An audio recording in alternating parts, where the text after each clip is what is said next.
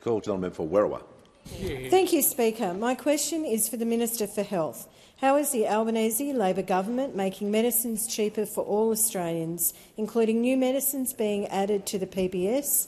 How do cheaper medicines help strengthen Medicare after a decade of cuts and neglect? Give a call to the Minister for Health and Aged Care. Well, thank you, Speaker, and I thank the member for Werriwa for her question. She is such a strong supporter of our work to strengthen Medicare and make medicines cheaper. It's something we talk about constantly. And she knows that in just over 2 years, Mr Speaker, we've made more than 260 new or expanded listings onto the PBS, providing Australians with access to the world's best medicines at affordable PBS prices. And this month, we've expanded access to Evenity, a leading treatment for severe osteoporosis.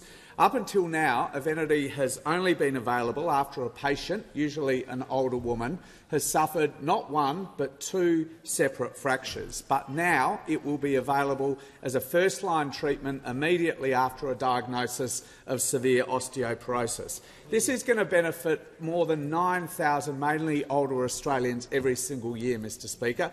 And instead of those older Australians paying almost $5,000 for a course of treatment, it will be available at affordable PBS prices. And at the same time, we've been making those PBS prices cheaper, Mr Speaker. In the first 3 months of our time in government, we slashed the maximum amount that pensioners would pay each year for their medicines by 25%. Last year alone, that meant an additional 22 million free scripts for Australia's pensioners. 22 million, Mr Speaker. We also delivered the biggest cut to the price of medicines in the 75-year history of the PBS, and we finally allowed doctors to prescribe common long-term medicines for 60 days' supply, not just 30. And as the Prime Minister said earlier in question time, these measures have saved Australians more than $1 billion in co-payments at the pharmacy counter, making a real difference at a time of cost of living pressure, Mr Speaker.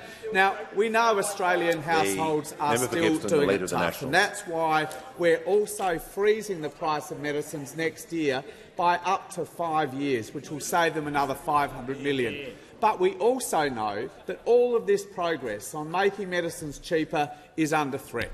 Under threat from a Liberal Party that voted against the measures in the first place. Under threat from a shadow treasurer who continues to describe our investments in Medicare as wasteful.